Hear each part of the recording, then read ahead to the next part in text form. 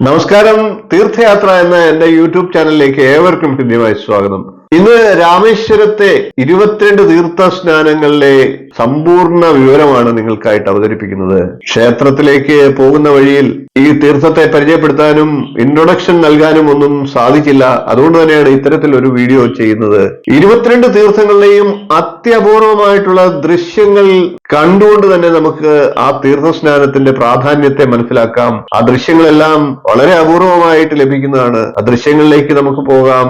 രാമേശ്വരം ക്ഷേത്രത്തിലെ ഇടനാഴികൾക്കുള്ളിലെ മനോഹരമായ കൽത്തൂണുകളും കൊത്തുപണികളും ശില്പഭംഗിയുമെല്ലാം കണ്ട് ആസ്വദിച്ച് ഞങ്ങൾ മുന്നോട്ട് നടക്കുകയാണ്. ഇന്ന് ഞാൻ നിങ്ങൾക്കായിട്ട് പരിചയപ്പെടുത്തുന്നത് രാമേശ്വരത്തെ പ്രസിദ്ധമായിട്ടുള്ള രാമനാഥ സ്വാമി ക്ഷേത്രത്തിന്റെ ഇടനാഴിക്കുള്ളിലെ 22 കിണറുകളെ കുറിച്ചാണ്. തീർത്ഥ കിണറുകൾ. ലങ്കാരാജാവായ രാവണനെ യുദ്ധത്തിൽ വധിച്ച ശ്രീരാമൻ തന്റെ പ്രവർത്തികളിൽ പശ്ചാത്തപിക്കാൻ തീരുമാനിച്ചതായി വിശുദ്ധ ഗ്രന്ഥമായിട്ടുള്ള രാമായണത്തിൽ പ്രതിപാദിച്ചിട്ടുണ്ട്. ശ്രീരാമന്റെ ആവനാഴിയിൽ 22 അമ്പുകൾ ഉണ്ട് എന്നാണ് വിശ്വാസം. ബ്രാഹ്മണനായിട്ടുള്ള രാവണനെ വധിച്ച പാപം ഇല്ലാതാക്കാനായിട്ടാണ് ഇവിടെ 22 തീർത്ഥങ്ങൾ നിർമ്മിച്ചത് എന്നാണ് വിശ്വാസം. ശ്രീരാമന്റെ ആവനാഴിയിൽ 22 അമ്പുകൾ ഉണ്ട് എന്നാണ് വിശ്വാസം. ഒരുപക്ഷെ ആ 22 അമ്പുകൾ കൊണ്ട് 22 തീർത്ഥങ്ങൾ അദ്ദേഹം നിർമ്മിച്ചതാകാം. നമുക്ക്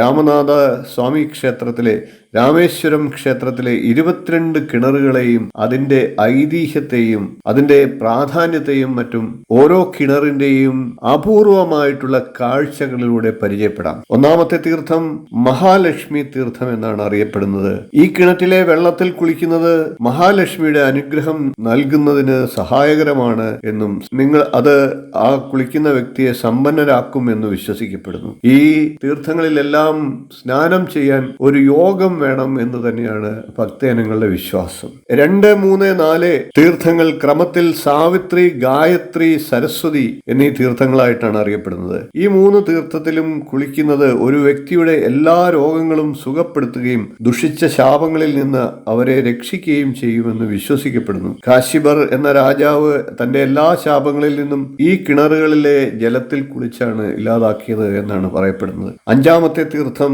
സേതുമാധവ തീർത്ഥമാണ്. ലക്ഷ്മി ദേവിയുടെ അനുഗ്രഹം ലഭിക്കും എന്നാണ് ഈ തീർത്ഥത്തിന്റെ വിശേഷം. ഈ തീർത്ഥത്തിൽ മനോഹരമായിട്ടുള്ള താമരകൾ കൊണ്ട് പൊതിഞ്ഞതായിട്ടാണ് ഇവിടെ ഉള്ളത്.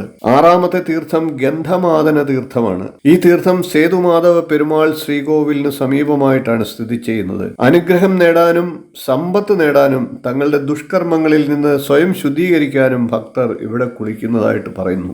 7ഉം 8ഉം തീർത്ഥങ്ങൾ കവച തീർത്ഥം, ഗവായ തീർത്ഥം എന്നിങ്ങനെ ക്രമത്തിൽ പറയുന്നു. ഗവായ തീർത്ഥം അല്ലെങ്കിൽ ഗവച്ചക് തീർത്ഥം അഥവാ സ്വച്ഛ തീർത്ഥം എന്നൊക്കെ പേരുള്ള തീർത്ഥത്തിലും ഈ 2 തീർത്ഥത്തിലും കുളിക്കുന്നത് മരണാനന്തരം നരകത്തിൽ പോകുന്നതിൽ നിന്ന് സ്വയം സംരക്ഷിക്കുമെന്ന് വിശ്വസിക്കപ്പെടുന്നു. 8ാമത്തെ തീർത്ഥമായിട്ടുള്ള ഗവായ എന്ന തീർത്ഥത്തിൽ കുളിക്കുന്നത് ആഗ്രഹം നിറയ്ക്കുന്ന വൃക്ഷത്തിന് കീഴിൽ അഭയം ഉറപ്പാക്കാൻ അംഗീകരിക്കപ്പെടുന്നു എന്നാണ് വിശ്വാസം. 9ഉം 10ഉം തീർത്ഥങ്ങളുടെ പേരുകൾ ക്രമത്തിൽ നളതീർത്ഥം, നീലതീർത്ഥം എന്നിങ്ങനെയാണ്. നളതീർത്ഥത്തിൽ കുളിക്കുന്നത് സൂര്യനിൽ നിന്ന് ജ്ഞാനം ലഭിക്കുന്നതിനും സ്വർഗത്തിൽ സ്ഥാനം ലഭിക്കുന്നതിനും സഹായിക്കുമെന്ന് വിശ്വസിക്കപ്പെടുന്നു. സേതുമാധവ പെരുമാൾ ക്ഷേത്രത്തിന് സമീപം സ്ഥിതി ചെയ്യുന്ന 10ാമത്തെ തീർത്ഥമാണ് നീലതീർത്ഥം. ഈ കിണറ്റിൽ കുളിക്കുന്നത് അഗ്നിയോഗയുടെ ഗുണം ചെയ്യും എന്നാണ് വിശ്വാസം. 11ഉം 12ഉം തീർത്ഥങ്ങൾ യഥാക്രമം സാങ്കുതീർത്ഥം, ചക്രതീർത്ഥം എന്നിങ്ങനെ പേരുകളിൽ അറിയപ്പെടുന്നു. ക്ഷേത്ര വളപ്പിനുള്ളിലെ 11ാമത്തെ തീർത്ഥമായിട്ടുള്ള സാങ്കുതീർത്ഥത്തിന് ചങ്കുതീർത്ഥം എന്നും പേരുണ്ട്. ഈ തീർത്ഥത്തിൽ കുളിക്കുന്നത് മറ്റുള്ളവരോട് അവരുടെ ആവശ്യ സമയത്ത് നന്ദികേട് കാണിക്കുന്നതിൽ നിന്ന്, അങ്ങനെയുള്ള ദോഷങ്ങളിൽ നിന്ന് പശ്ചാത്തപിക്കാൻ നിങ്ങളെ സഹായിക്കും എന്നാണ് വിശ്വാസം. 12ാമത്തെ തീർത്ഥമായിട്ടുള്ള ചക്രതീർത്ഥം. ഈ തീർത്ഥത്തിലെ വെള്ളത്തിൽ കുളിക്കുന്നത് നിങ്ങൾക്ക് ആരോഗ്യം നൽകും എന്ന് വിശ്വസിക്കപ്പെടുന്നു. 13ാമത്തെ തീർത്ഥം ബ്രഹ്മഹതി വിമോചന തീർത്ഥം എന്നാണ്. ക്ഷേത്രത്തിന്റെ അകത്തെ പ്രഹാരത്തിലാണ് ഈ തീർത്ഥം സ്ഥിതി ചെയ്യുന്നത്. ബ്രഹ്മഹതി അതായത് ബ്രഹ്മഹത്യാ പാപം എന്നാണ് ഇതിന്റെ ശരിയായിട്ടുള്ള ആയിട്ടുള്ള പേര്. മുൻകാല ജീവിതത്തിലോ ഈ ജന്മത്തിലോ അറിഞ്ഞോ അറിയാതെയോ ഒക്കെ ബ്രഹ്മഹത്യാ പാപവും പശുവിനെ കൊല്ലുക തുടങ്ങിയ കഠിനമായിട്ടുള്ള പാപങ്ങളിൽ നിന്ന് മുക്തി നേടുന്നതിന് സഹായിക്കുമെന്ന് വിശ്വസിക്കപ്പെടുന്നു. 14ഉം 15ഉം തീർത്ഥങ്ങൾ യഥാക്രമം സൂര്യതീർത്ഥം, ചന്ദ്രതീർത്ഥം എന്നിങ്ങനെയാണ്. ഈ തീർത്ഥങ്ങളിൽ കുളിക്കുന്നത് ഭൂതകാലത്തെയും വർത്തമാനകാലത്തെയും ഭാവിയെയും കുറിച്ചുള്ള അറിവ് ആ വ്യക്തിക്ക് നൽകുന്നതിന് സഹായിക്കുമെന്ന് വിശ്വസിക്കപ്പെടുന്നു. 16, 17, 18 എന്നീ തീർത്ഥങ്ങൾ യഥാക്രമം ഗംഗാതീർത്ഥം, യമുനാതീർത്ഥം, ഗയാതീർത്ഥം എന്നിങ്ങനെ അറിയപ്പെടുന്നു. ഇന്ത്യയിലെ പ്രസിദ്ധമായിട്ടുള്ള നദികളുടെ പേരിലുള്ള ഈ തീർത്ഥങ്ങൾ ഗണനസുരതി എന്ന രാജാവ് ജ്ഞാനം നേടിയ സ്ഥലങ്ങളായിട്ടാണ് പറയപ്പെടുന്നത്. 19, 20 എന്നീ തീർത്ഥങ്ങൾ ശിവതീർത്ഥം, സത്യാമൃത തീർത്ഥം എന്നീ പേരുകളിൽ യഥാക്രമം അറിയപ്പെടുന്നു. ഈ തീർത്ഥങ്ങളിൽ കുളിക്കുന്നത് വിഷ്ണുവിനും ശിവനുമെതിരെ മോശമായ വാക്കുകൾ പറഞ്ഞതിന് സ്വയം പശ്ചാത്താപം ഉൾക്കൊള്ളുവാൻ വേണ്ടി അത്തരം പാപങ്ങളിൽ നിന്ന് രക്ഷ പ്രാപിക്കുന്നതിന് സഹായിക്കും എന്ന് പറയും. 20ാമത്തെ തീർത്ഥമായിട്ടുള്ള സത്യാമൃതം തീർത്ഥത്തിൽ കുളിക്കുന്നത് പാപങ്ങളിൽ നിന്ന് മുക്തി നേടാൻ പ്രത്യേകം സഹായിക്കും എന്നാണ് വിശ്വാസം. 21ാമത്തെ തീർത്ഥം സർവ്വതീർത്ഥം എന്ന് അറിയപ്പെടുന്നു. സർവ്വതീർത്ഥത്തിൽ കുളിക്കുന്നത് എല്ലാ തീർത്ഥങ്ങളിലും കുളിക്കുന്നത് പോലെയുള്ള ഗുണം നൽകുമെന്ന് വിശ്വസിക്കപ്പെടുന്നു. 22ാമത്തെ തീർത്ഥത്തിന്റെ പേര് കോടി തീർത്ഥം എന്നാണ്. എല്ലാ തീർത്ഥങ്ങളിലും വെച്ച് ഏറ്റവും പവിത്രമായിട്ടുള്ള തീർത്ഥമായിട്ടാണ് കോടി തീർത്ഥത്തെ അറിയപ്പെടുന്നത്. ക്ഷേത്ര ഇടനാഴിക്കുള്ളിലെ 22 തീർത്ഥങ്ങളിൽ അവസാനത്തേതാണ് ഈ ചരിത്രപരമായ തീർത്ഥം. തന്റെ ദുഷ്ടനായ അമ്മാവനായ കംസരാജാവിനെ കൊന്ന പാപത്തിൽ നിന്ന് ശ്രീകൃഷ്ണ ഭഗവാനെ ഈ തീർത്ഥമാണ് മോചിപ്പിച്ചത് എന്നാണ് പറയപ്പെടുന്നത്.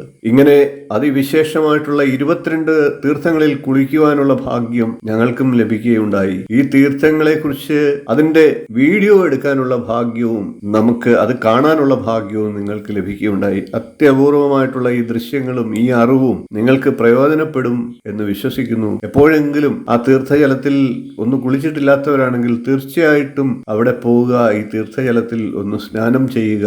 22 തീർത്ഥങ്ങളിലും സ്നാനം ചെയ്യുന്നതിന് ഇപ്പോൾ അവിടെ ക്ഷേത്രത്തിൽ 100 രൂപയാണ് ഫീസ്. ആ ഫീസ് അടച്ച് ക്ഷേത്ര തീർത്ഥത്തിൽ സ്നാനം ചെയ്യുക.